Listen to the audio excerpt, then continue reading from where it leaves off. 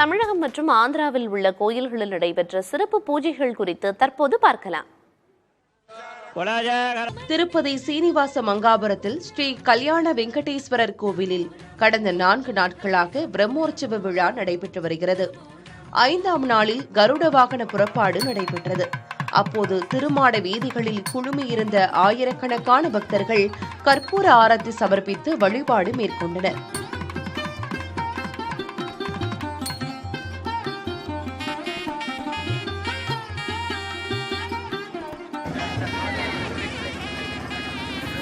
மதுரை மாவட்ட மேலூர் அருகே அம்மன் கோவில் மாசி தேரோட்டம் கோலாகலமாக நடைபெற்றது.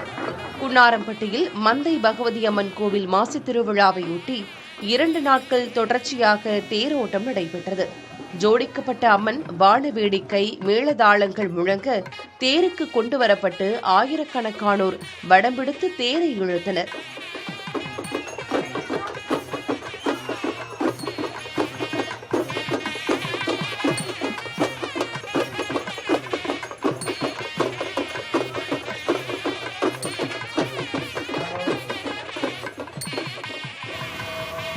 புதுச்சேரி மாநிலம் காரைக்கால் ஸ்ரீ சோமநாதர் ஆலயத்தில் திருவிளக்கு பூஜையில் ஏராளமான பெண்கள் கலந்து கொண்டு சிறப்பு பூஜைகள் செய்து அம்மனை வழிபட்டனர்.